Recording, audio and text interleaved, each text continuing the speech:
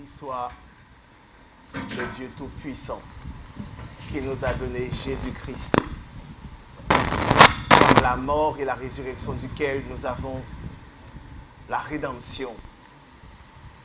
Et il nous a promis de nous emmener dans le royaume de son amour si nous sommes dociles et obéissants. Et aujourd'hui, il nous a fait une nouvelle promesse à renouveler, c'est d'entrer dans son alliance par la Sainte Seine. Croyez-moi, c'est loin d'être un acte comme ça. Nous allons voir la gravité de cet acte. Mais je suis dans la joie. Pourquoi je suis dans la joie? Vous devriez être plus joyeux que moi. Pourquoi? C'est le sabbat. Mais vous avez vu durant la semaine la force, la valeur de la parole de Dieu. Quand Dieu parle, la chose est. Et à qui il a dit? Je n'ai jamais vu une foi aussi grande dans tout Israël. À qui il a dit ça? À un Romain. Car le Romain a perçu quelque chose en Jésus. Quand il dit, la parole sort et accomplit ce pourquoi il l'a envoyé. 2.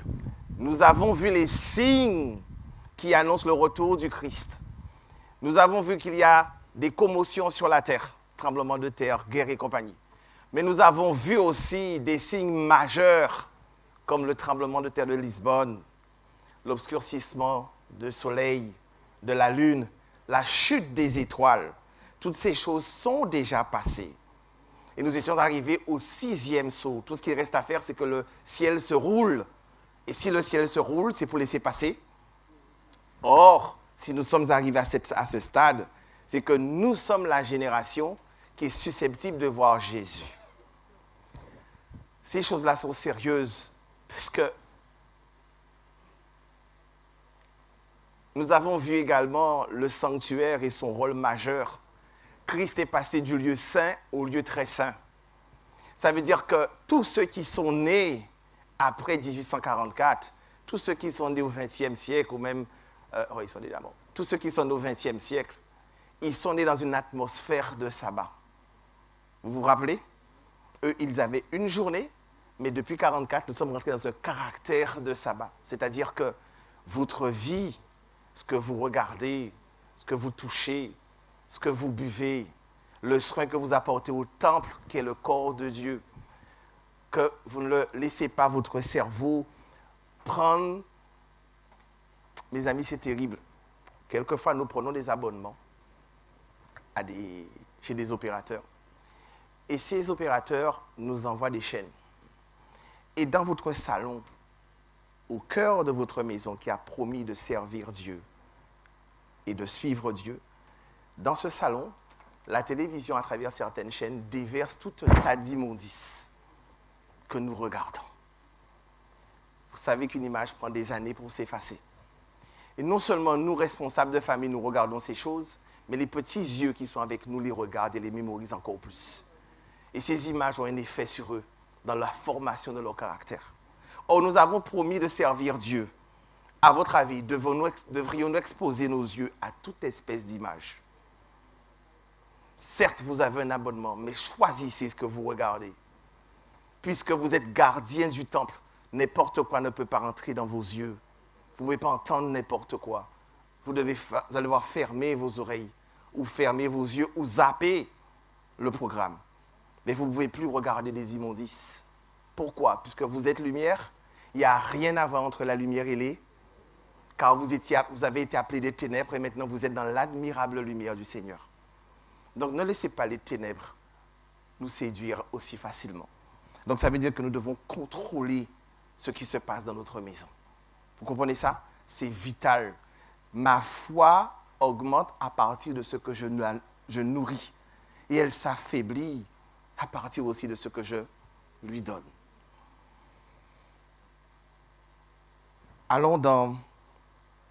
Rapidement, nous allons aller dans le texte que le frère nous a lu dans Jean.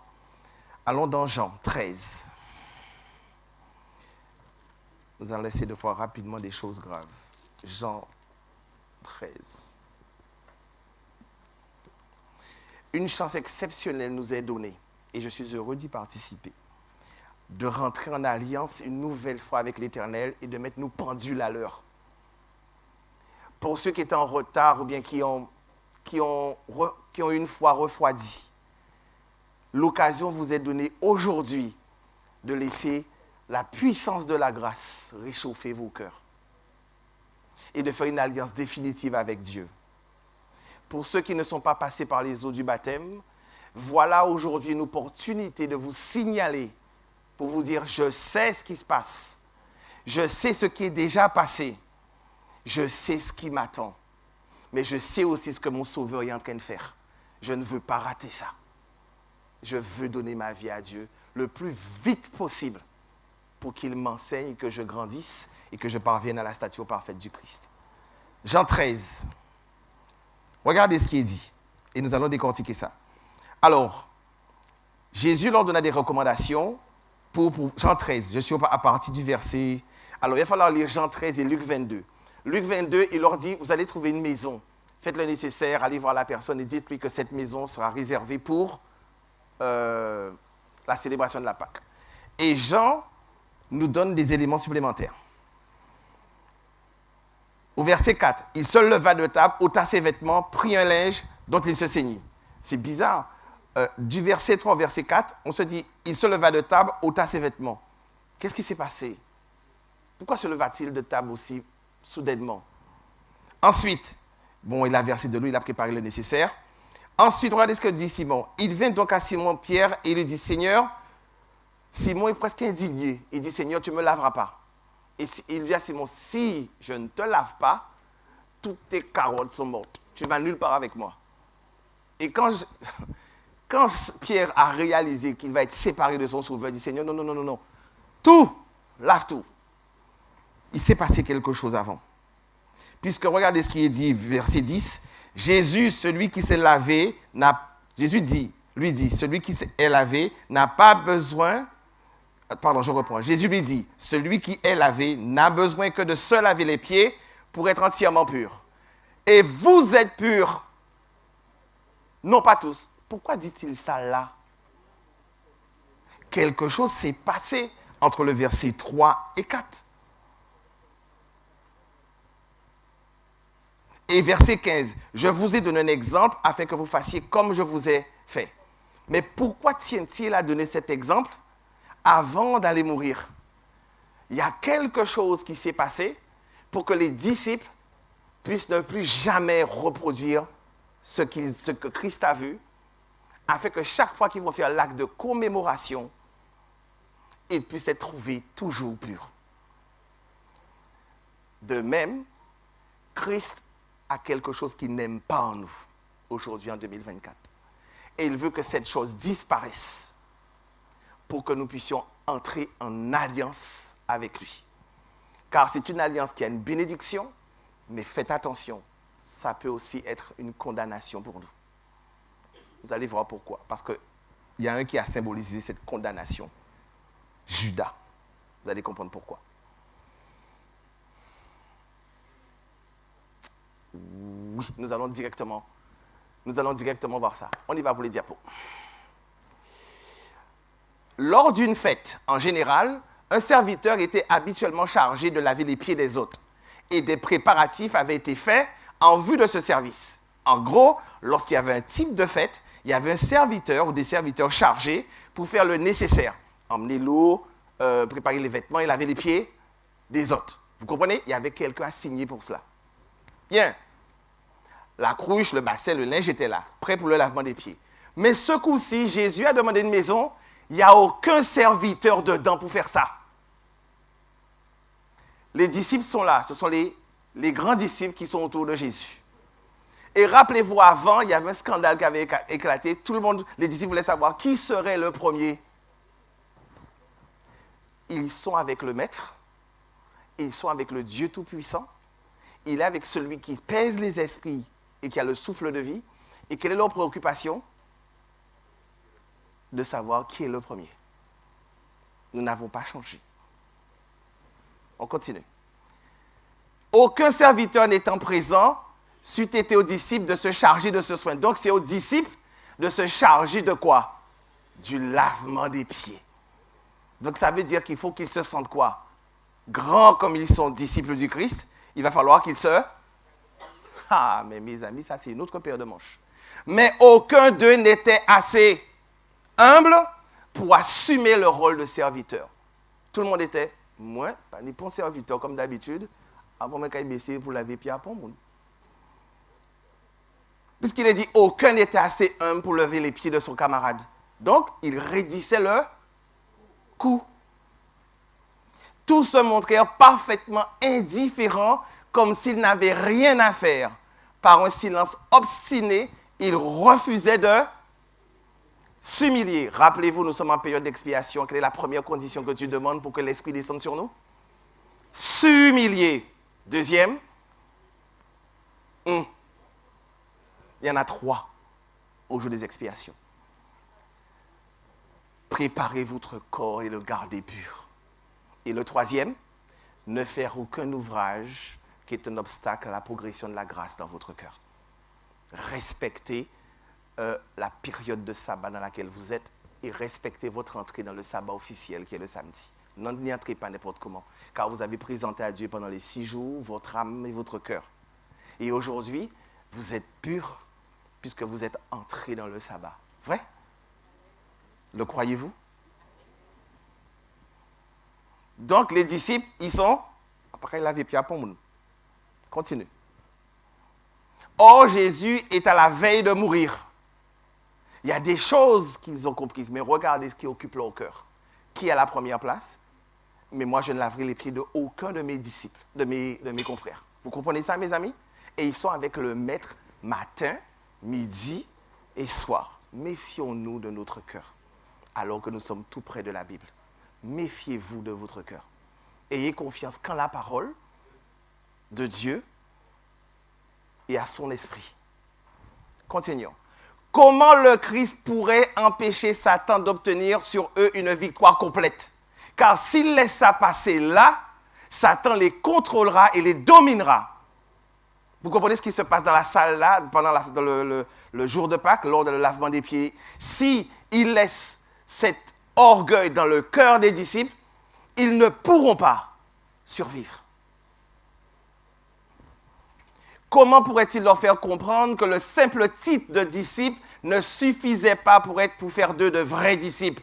Le titre de chrétien, le titre d'adventiste du 7e jour ne suffit pas pour être un vrai serviteur de Dieu. Comment pourrait-il leur montrer que la vraie grandeur consiste en un service d'amour et une véritable humilité? Il était tellement humble, Jésus, qu'il était humble à mourir pour nous. Suffisamment humble pour mourir pour l'autre. Donc ça veut dire, s'ils n'étaient pas capables de laver les pieds de l'un et de l'autre, personne ne donnerait sa vie pour l'un et pour l'autre. Donc ça veut dire que si nous ne sommes pas capables de faire passer l'un avant l'autre, or le plus grand amour, c'est de donner sa vie pour ses amis, aucun d'entre nous ne mourra pour l'autre. Quand les choses deviendront chaudes. Vrai? Le salut est individuel, chacun pour soi. On continue.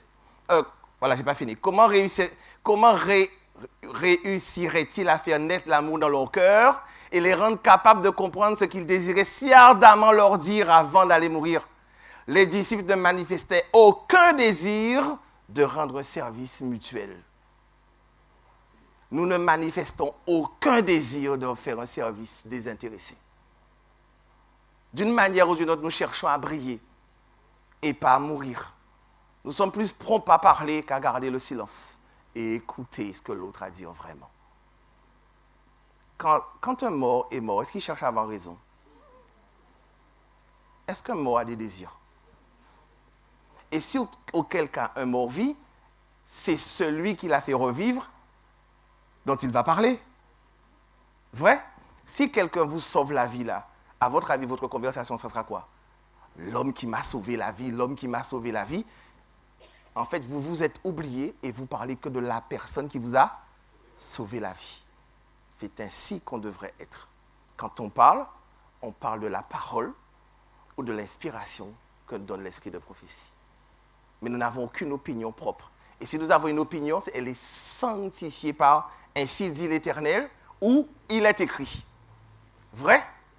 Mais je pense, je crois, vous êtes morts. Comprenez-vous ça? Et quand Paul parlait, c'était un je comment? Un je sanctifié. C'est la même chose que dirait le Christ. Vous comprenez? Quand Daniel, c'est la même chose que dirait le Christ. Quand Adam parlait avant péché, c'est la même chose que dirait le Christ, car ils avaient les mêmes pensées. Continuons. Tu peux passer. Jésus attendit un instant pour voir ce qu'il ferait. Car ses disciples là, j'ai passé 3 ans avec eux. J'ai fait tout ce qu'un homme pouvait faire, un Dieu pouvait faire pour les sauver et pour les emmener à l'humilité. Ces messieurs, ils n'ont qu'à attendre si l'autre pour la veille. À votre avis, qu'est-ce qu'il a fait, selon Jean? Il se leva, vous comprenez maintenant le verset 3 et 4. Il se leva, se saignit les reins, prit ses vêtements et il a dit, je vais moi le mettre, que vous avez mis ici, moi le mettre, je vais me mettre et je vais vous laver chacun les pieds. Et à cette époque, ils avaient des sandales ouvertes, donc pour poussière. Et le maître, le Dieu vivant, le Tout-Puissant, les a regardés comme ça. Dans quelques jours, il va mourir. Et il voit que ces messieurs, quand il aura fait, moi, apprends moi-même. Il dit, moi, apprends moi-même. À moins que si on fasse comme ça. Mes amis, ça se passe de la même façon dans nos églises. Les batailles de caractère, c'est pourquoi? Ce n'est pas pour la suprématie et paraître dans la lumière. Mais quand vous êtes dans la lumière, vous êtes une cible, donc on voit vos défauts. La première chose qu'on voit, ce n'est pas vos talents, vos défauts, pour ceux qui ont l'œil. Les disciples dont la curiosité était éveillée regardaient en silence. Ils se disaient, mais qu'a fait? Le Seigneur se met debout, mais pourquoi faire? Ensuite, il versa de l'eau dans un bassin et se mit à laver les pieds des disciples et à les essuyer avec un linge qu'il avait comme ceinture. Alors, qu'est-ce qui se passe? Leurs yeux s'ouvrirent. Ça vous rappelle rien? Quand Jésus va partir, il a ouvert leur esprit pour qu'ils puissent comprendre les Écritures. Mais là, leurs yeux s'ouvrent sur quoi? Leurs yeux s'ouvrirent, leur cœur se remplit de honte et d'humiliation. Ils comprirent leur reproche silencieux et se virent eux-mêmes sous un nouveau jour. Vraiment, comment ils sont? Orgueilleux, mesquins. Vous comprenez? Je n'ai pas besoin d'étaler la liste. Mes amis, nous avons un cœur tortueux. Et on se laisse bercer par nos propres mensonges pendant des années. Et à force, on prend ces mensonges pour des vérités. Mais ce sont des coutumes et des traditions. La parole de Jésus fait voler ces choses en éclats. Il dit, voilà ce que tu es. Mais tu peux ne plus être ce que tu es aujourd'hui. Car tu as entendu ma voix. Ça fait un moment que je suis en train de te presser. Maintenant, le jour de salut est arrivé pour toi, aujourd'hui. Je frappe comme jamais à ta porte, aujourd'hui. Maintenant que tu vois tel que tu es, comment tu es, que décides-tu? Tu te lèves promptement pour honorer la parole ou tu feras honneur à ce que tu es et resteras tel que tu es pendant encore 60 ans, 70 ans? Que décides-tu? Continue. C'est ainsi que le Christ témoigna son amour envers ses disciples. Leur égoïsme l'affligeait profondément. À votre avis, notre égoïsme et nos mesquineries, ça ne lui fait rien à Jésus? Alors qu'il est où? Il est dans le lieu très saint. Qu'est-ce qu'il fait? Il est en train de purifier mon cœur. Et qu'est-ce qu'il va dans mon cœur? Des immondices. Donc il est affligé. Mais il ne voulut pas entrer en discussion avec eux à ce sujet et préféra leur donner un exemple. Mes amis, quelquefois, discuter ne sert à rien. Vous voulez montrer quelque chose? Faites l'exemple devant la personne, même si ce n'est pas à vous de le faire. Faites-le. Vous allez dire, oui, on va me prendre pour un tébé. Mes amis, est-ce que Jésus est passé pour un tébé? Non, il savait ce qu'il faisait. Car s'il y avait 12 personnes, au moins il y a 11 qui ont compris. Un s'est perdu. Vous comprenez? vous savez pour le fait de manière juste devant les hommes et devant Dieu. Car vous êtes tout seul à ce niveau-là. Continue. Avant la Pâque, Judas avait rencontré pour la seconde fois les prêtres et les scribes. Et le contrat qui devait livrer Jésus avait déjà été signé. Cela ne l'empêcha pas de se mêler aux disciples et de faire partie des préparatifs pour la Pâque autour de la table. Regardez ça. Les disciples ignoraient totalement le dessein de Judas. Jésus seul devinait son secret. Mais il ne le dévoila pas. Jésus a respecté la personne de Judas. Il a appelé Judas mon ami. Vous pouvez connaître le défaut de quelqu'un, mais vous respectez cette personne. Il a dit, celui qui va me trahir, c'est celui qui va mettre sa main. Mais il n'a pas dit, mi Judas, c'est monsieur, quand il vend de moi. Il n'a jamais nommé la personne pour qu'elle puisse perdre sa dignité et son amour propre face aux autres. Parce qu'il veut le ramener, il veut le sauver, lui donner tous les éléments. On ne peut pas enfoncer un frère et une sœur en lui disant des vérités. Non, mais la franchise, ne faites attention à la franchise. La franchise est une offense si vous ne respectez pas la personne humaine. Car la personne humaine, c'est tout ce qu'un homme a pour sa rédemption. Car si vous le punissez trop fort, il va préférer se perdre que de revenir. Au fait, le fils prodigue, il est revenu à la maison. Pourquoi l'après-vous? Pourquoi? Pour le temps court. Pourquoi? Il s'est rappelé de quoi, précisément? L'amour du Père. La dernière conversation qu'il a eue, c'était avec le Père. Mais il est resté quelques jours avant de partir. Donc, ils sont partis en bon terme. Mais le Père l'espérait chaque jour. Donc, dans sa perdition, au moment où il était le plus bas, qu'est-ce qu'il s'est rappelé? Pour l'amour de mon Père, je vais là où on m'aime. Donc, si on vous aime dans l'Église et que vous venez à vous perdre par une situation, à cause de l'amour de l'Église, vous parvenez à la rédemption. Parce que l'Église ne vous a pas crucifié. Vous comprenez? C'est par amour qu'on a la rédemption d'une âme. Car un excès de sanction éloigne les individus. Mais une justice, une dose juste, rappelle à l'individu, vous m'avez sanctionné pour mon acte, mais pas pour ce que je suis, un être humain. Vous voyez la différence?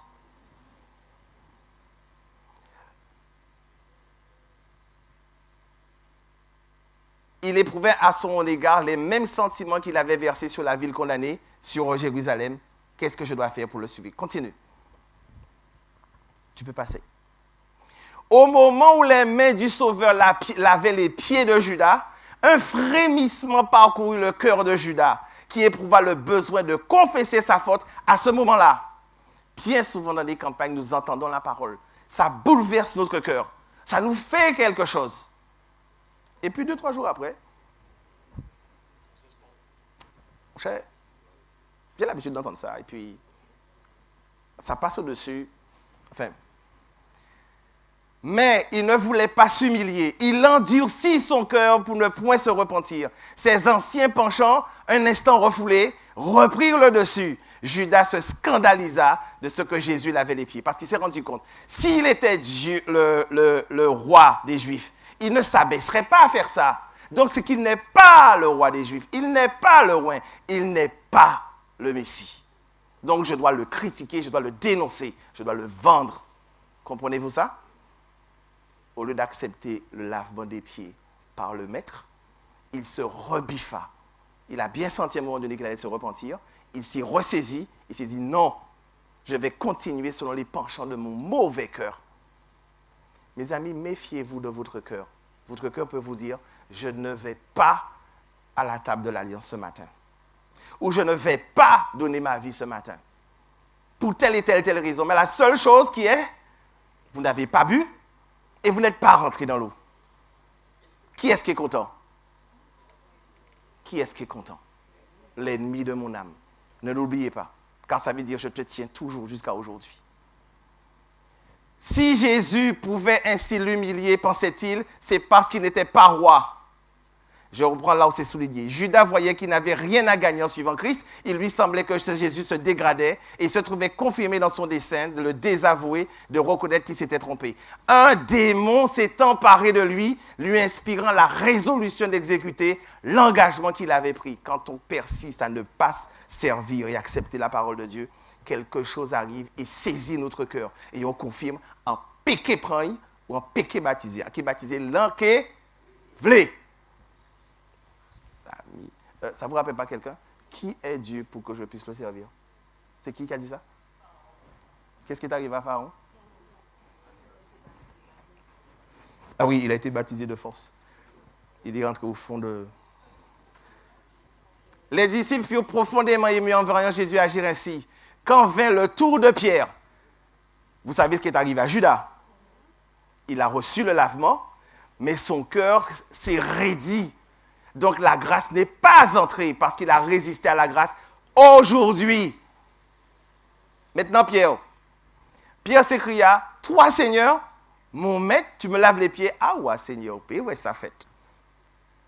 Pierre ne pouvait se résoudre à voir le maître qu'il considérait comme le fils de Dieu jouer ce rôle inférieur. Ça le bouleversa. Et regardez quelle réaction ça a provoqué.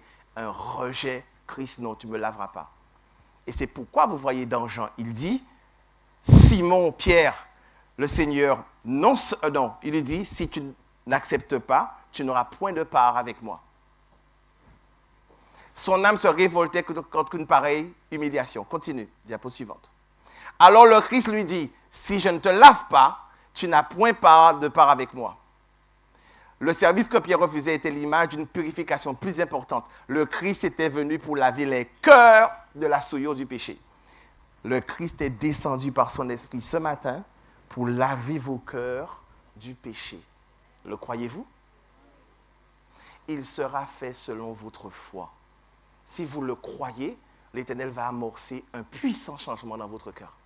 Le croyez-vous, mes amis, vraiment? En ne permettant pas à Jésus de lui laver les pieds, Pierre refusait la purification plus importante symbolisée par cet acte. Il rejetait virtuellement Jésus-Christ lui-même. La vraie humilité consiste à accepter avec reconnaissance tout ce qui est offert et à employer avec zèle au service de Jésus. Continue.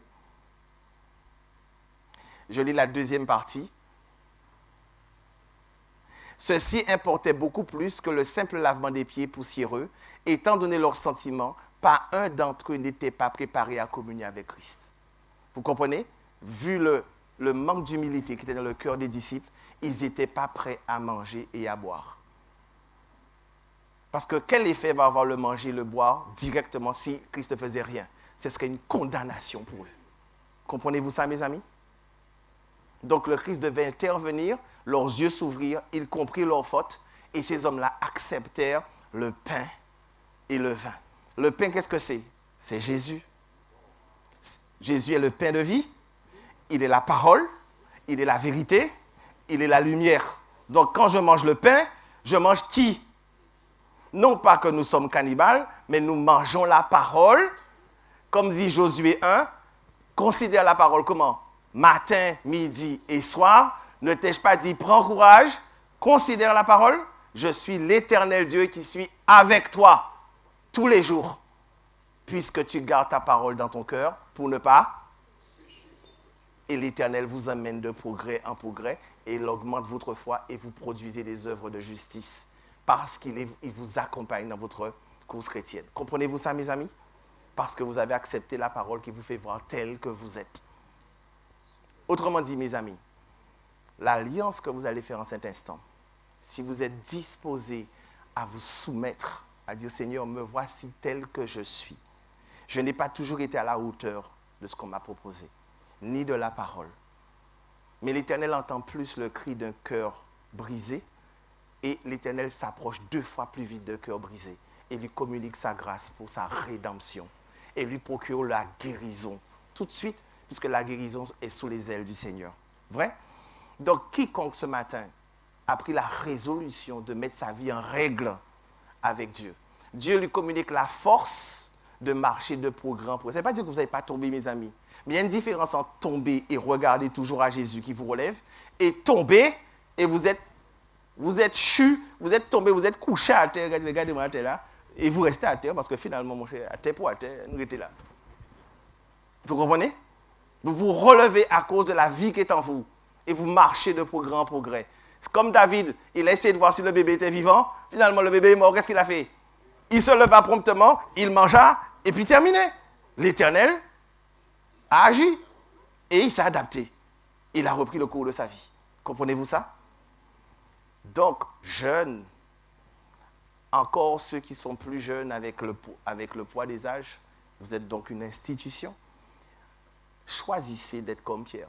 À la limite, Dieu préfère qu'on lui dise, Seigneur, je n'ai pas compris certaines choses, mais non, je ne peux pas parce que je ne me trouve pas en phase avec toi. Mais Jésus lui dit, si tu ne fais pas ça là, il y a des choses que tu ne comprends pas. Mais que tu comprendras, mais aujourd'hui, même si tu ne comprends pas, mange et bois. Car ça va sceller ton destin. Ne prenez jamais ça comme une tradition. Car l'Esprit du Seigneur veille que ces symboles soient actifs dans votre cœur si vous croyez. Dieu n'a-t-il pas envoyé son Esprit pour nous guider? Donc si vous faites l'acte de foi, je vous promets que l'Éternel vous mènera de progrès en progrès dans la connaissance de sa parole. Vous voulez faire un coup de Pierre ou un coup de Judas? Il n'y a pas photo? Vous êtes sûr? Donc ça veut dire que si vous voulez être comme Pierre, il faut que vous marchiez en nouveauté de vie à partir de maintenant. Ne regardez pas vos chutes, marchez droit. Que ceux qui considèrent et qui croient vraiment que la parole est capable de les relever, mettez-vous debout pour la parole.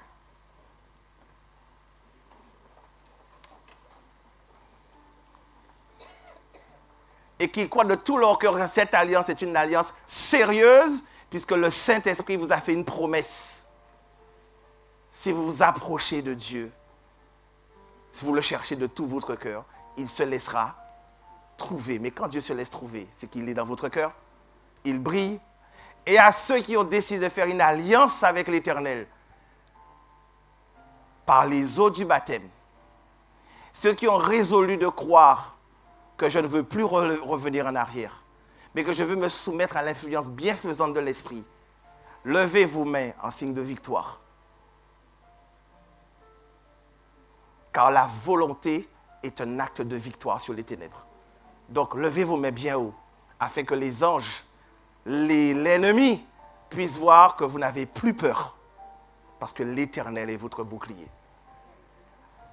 Que Dieu, l'Éternel, vous garde, vous bénisse, et fasse de cet acte dans votre cœur un acte de triomphe et le premier pas vers le ciel de manière irréversible. Vous ne pouvez plus revenir en arrière. Vrai? Parce que vous êtes les esclaves du Christ. Amen.